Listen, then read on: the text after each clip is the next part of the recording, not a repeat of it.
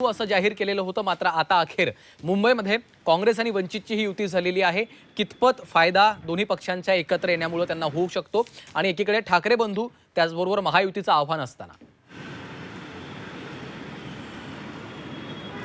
नक्कीच एकूणच बघितलं तर मुंबईमधली ही तिसरी महत्त्वाची आघाडी आहे असं म्हटलं गेलं पाहिजे। कारण का एकतर महायुती, त्यानंतर दोन्ही ठाकरे बंधू आणि तिसरी आता जी महत्त्वाची जी निर्णायक आघाडी असणार आहे ती काँग्रेस आणि वंचितची आघाडी। आणि या आघाडीवर आज पत्रकार परिषदेमध्ये काँग्रेसचे प्रदेशाध्यक्ष असतील, त्याचबरोबर वंचितचे प्रदेशाध्यक्ष असतील, या दोघांनीही शिक्कामोर्तब केलेला आहे आणि कोण किती जागा लढवणार याबाबतचाही खुलासा केलेला आहे। यामध्ये मुंबईमध्ये एकूण 227 जागा आहेत, त्या 227 पैकी 62 जागा ज्या आहेत ते वंचित बहुजन आघाडी लढणार आहे। त्यामध्ये आता कोणकोणत्या जागा नक्की लढणार याबाबतचा आणखी कुठल्याही पद्धतीची स्पष्टता नसली तरी आकडे किती आहेत त्या आकड्यांचा खुलासा मात्र केलेला आहे।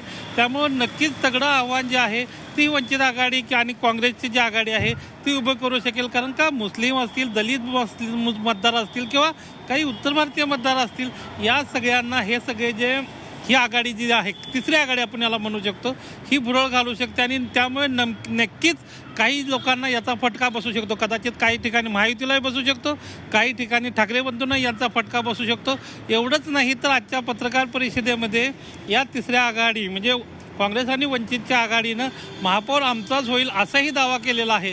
त्यामुळे आगामी काळामध्ये यांना कशा पद्धतीचा रिस्पॉन्स मिळतो हे पाहावं लागेल आणि सगळ्यात महत्त्वाचा मुद्दा म्हणजे की विवाद नको, विकास हवा या मुद्द्याला घेऊन आणि मुंबईच्या प्रश्नांवर आम्ही ही निवडणूक लढत आहोत अशा पद्धतीची भूमिका घेऊन काँग्रेस आणि वंचित जे आहे ती या निवडणुकीला सामोरे जाते आहे। त्यामुळं मतदार राजा जो आहे यांना कशा पद्धतीनं या ठिकाणी या निवडणुकीमध्ये कल देतो हे पाहावं लागेल। परंतु निर्णायक आघाडी म्हणून या आघाडीकडे पाहिलं जातं आहे आणि त्यामुळं मुंबईमधली जी मुंबई महापालिकेची निवडणूक जी आहे ती रंगतदार होणार ते मात्र आता नक्की आहे। निश्चितच गोविंद, खरं तर आता हर्षवर्धन सपकाळ यांनी देखील काँग्रेस वंचितच्या या युतीला नैसर्गिक आघाडी म्हटलेलं आहे। आम्ही एक नॅचरल अलायन्स आहोत असं देखील त्यांनी म्हटलेलं आहे। त्यामुळं अर्थातच या तिसऱ्या आघाडीचा आता कशा पद्धतीनं प्रभाव पडतो या निवडणुकीमध्ये हे पाहावं लागेल। धन्यवाद गोविंद सविस्तर माहितीसाठी।